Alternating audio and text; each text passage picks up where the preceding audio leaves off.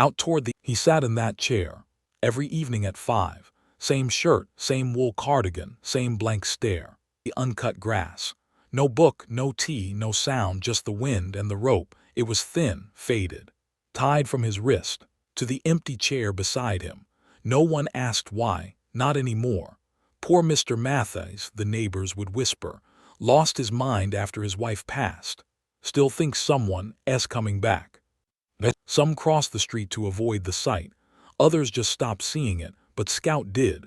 That afternoon Elijah and Scout passed by, and Scout stopped, walked into the yard, sat beside the empty chair, didn't bark, didn't sniff. He just stayed still, watching. Elijah followed, stood quietly behind them. The old man never looked up, but his fingers, slow and fragile, tightened on the rope. Thank you for being here. Sometimes the smallest moments carry the greatest meaning. Today's story is one of those, quiet, powerful, and worth remembering. If it touches your heart, feel free to share your thoughts in the comments.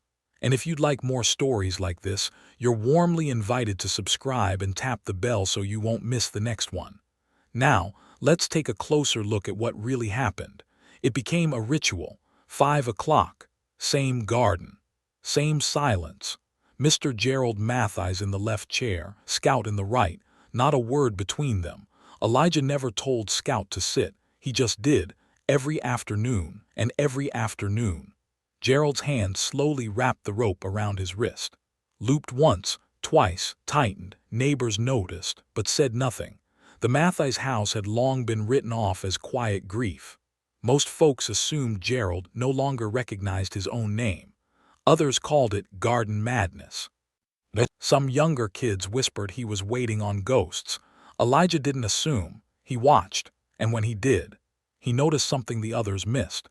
Gerald's eyes never wandered. They stayed fixed. On the gate, not the clouds, not the birds, not the breeze, the gate, like a soldier watching the tree line, waiting for movement, a shape, a return. The chair beside him, the one Scout had claimed, was worn smooth at the edges. Cushion faded, back rail sun-bleached. It had been used a lot once. Now it was Scout's. One evening Elijah approached, not fast, not loud, just close enough to sit on the steps of the porch. Gerald didn't blink, didn't nod, but his left hand released the rope, then retied it again. An hour passed. No words, no shift in light, just the quiet sound of a life that hadn't finished waiting. Then, as Elijah stood to leave, Gerald spoke, not to Elijah, to Scout. You're heavier than he was, but you sit still just the same. Elijah paused, looked at the dog, then at the old man.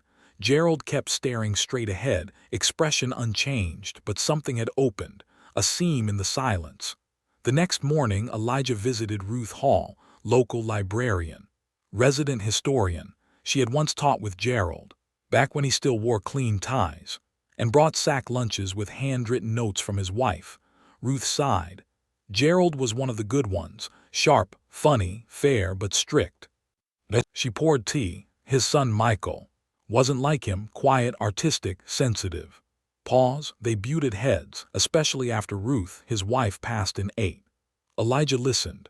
Michael left town in early 2009 after a fight. A loud one, whole block heard it. She looked down. Gerald never talked about it again, never mentioned Michael's name, stopped coming to school events, eventually stopped speaking to anyone. Back at the garden, Gerald sat in his chair. Rope looped neatly again, Scout in the second chair, tail still, chest rising slow and steady. Elijah stood at the fence for a while. Before stepping in, he didn't ask questions, didn't press for the past. Just handed Gerald a folded blanket and sat near the edge of the grass. That night, Elijah walked Scout home. In the quiet, he whispered, "He's not gone in the head. He's holding position." Scout looked up, tail thumped once. They understood each other. Inside the Matthews house, Elijah noticed the front room was untouched, curtains faded, but drawn carefully, a dusty picture frame, faced inward on a shelf. He turned it gently. A photo of Michael, maybe 15, smiling beside a fishing pole, Gerald's hand on his shoulder, both squinting into the sun. A time before the silence. There was a drawer in the corner, locked, but the key. Gerald wore it on a shoelace. Around his neck. Elijah didn't ask to open it, not yet. Some drawers. Only open when the waiting ends. It rained for 2 days straight. Gerald didn't come outside, neither did Scout. He sat by the door, watching the chair through the foggy glass, not pacing, not whining, just watching. On the third morning, the sky cleared. Gerald returned to the chair, blanket over his legs, same rope tied, same silence. Scout took his seat beside him. No words exchanged, but something settled between them. Like two guards, sharing an unspoken shift. Later that afternoon, Elijah entered the house again. He asked gently, "Mind if I straighten a few things inside?" Gerald didn't speak, didn't nod, but he didn't say no, which, with Gerald, meant yes. In the back bedroom, the drawer was still locked. Elijah leaned closer. A simple brass key, tied around an old bootlace, hung beside Gerald's coat rack, almost like it wanted to be found. Inside the drawer, a faded envelope, worn at the corners, never sealed, folded inside a single page, yellowed, written in uneven pen strokes, like someone who started steady, but lost conviction midline. "Michael, I don't know where you are or if this will reach you. Maybe it's better if it doesn't. Maybe I don't deserve to know. You left angry. I made you angry. That part I won't deny. But when your mother got sick, I was scared, son, and when she died, I stopped knowing what to do with the rest of my days. I said some things that night. You did too. But only one of us was the adult, and it wasn't you. If you ever find your way back, the chair will still be there. It always has been. Your dad." Elijah folded the letter carefully, held it in his lap. Scout sat beside him, tail quiet, ears alert. He placed the letter in an envelope, wrote the name, Michael Matthews, no address, not yet.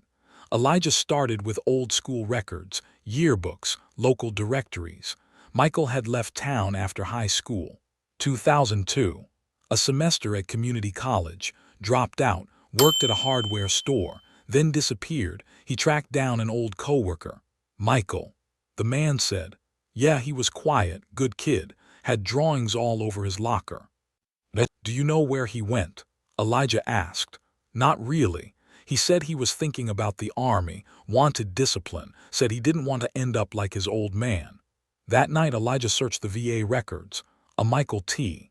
Matthews, matched the age, enlisted 2004, medical discharge 2009, no forwarding address, only a note, treatment incomplete, PTSD, outpatient follow-up declined. Scout began acting different again. At exactly 4:55, he stood faced east, every day, same time, same posture. Elijah followed the direction, found nothing the first time or the second, but on the third day, he saw a name, on a weathered sign, off a back road, Bridgewell Recovery Clinic, closed facility.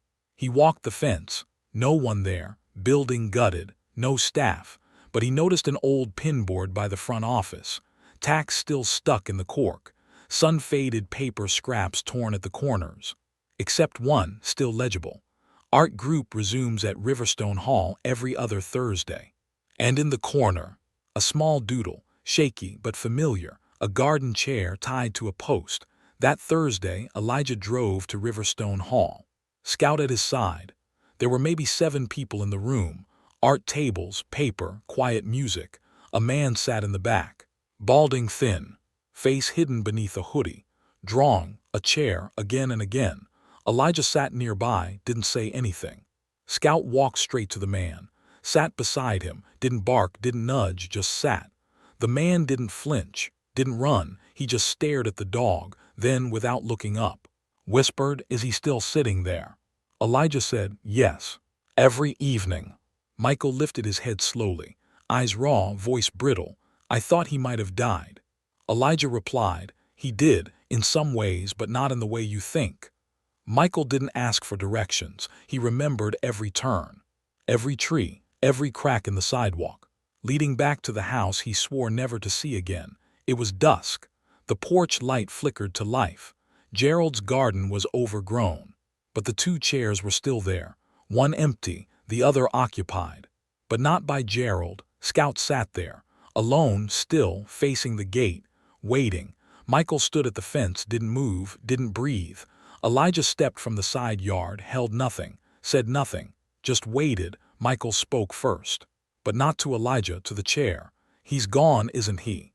Elijah nodded. 2 days ago in his sleep, quiet. Michael swallowed. His eyes scanned the yard, like they were trying to find proof. He'd arrived too late, for something he never asked for. Then Elijah held something out, a coiled piece of rope, frayed at the end, still warm from being held. Michael took it, stared at it, whispered, "He really tied it every day." Elijah said, "Never missed, always around 5. Michael nodded. "That's when I used to get home from school." He stepped forward, past the gate, sat down. In the empty chair, Scout looked at him, then leaned gently against his leg and stayed. Elijah didn't speak, didn't join them. He just turned and walked toward the road, let the silence become a roof. Later that evening, Michael wandered the house, found the letter, still folded, still waiting. He didn't cry, didn't open it. He placed it back inside the drawer, then closed it gently. That night, he slept in his childhood room, the posters still faded, the window still squeaked. He didn't dream, he didn't need to. Some things are heavier than dreams. Some things are what come after. At sunrise, Michael found Scout sitting in the same place, this time facing the east, not the gate, not waiting, but remembering. Michael sat down beside him and tied the rope to his own wrist, didn't say a word, just held it, like an echo of something that had always belonged to both of them. The chair still sits in the garden, both of them do, the one with the rope, and the one beside it. One now holds dust and wind. The other, a man who stayed away too long, but never stopped remembering. Michael visits every evening, not always at 5, sometimes a little late, sometimes early, but always there. Scout stays too. He doesn't lead anymore, he follows, and waits as if to say, "You made it, now sit." Michael never opened the letter, he never had to. He started writing new ones instead, one every week. To no one in particular, he stores them in the same drawer, with his father's name on the key, not because he expects answers, but because now someone is listening again. Elijah never came back to the house, not once, not even to check in. He didn't need to. Some stories aren't about what you do. They're about where you choose to stay or return to. And the garden, it grew, not wild, but purposeful. Michael planted roses near the chairs, geraniums along the fence. He trimmed the grass, let the rope stay, didn't wash the wood, didn't change the cushions. He kept them as they were, as they had waited. Some evenings, people walk by, they still whisper, but now they say he sits there every day, same time, same spot. And sometimes, one of them asks, "You think he's waiting for someone?" And someone else answers, "No, I think this time he already came back." Some men leave, some stay. Some tie a rope between the two and hold on until it's safe. To let go, you don't need a perfect ending. To come home, just a place where someone left a seat for you, even if it sat empty for years. If this story touched your heart, share a memory below. Someone who once waited, or someone who came back when no one thought they would. And if you believe some chairs aren't just furniture, but promises that outlived pride, then you already understand what matters most. Scout and Elijah will return when another silence needs a witness.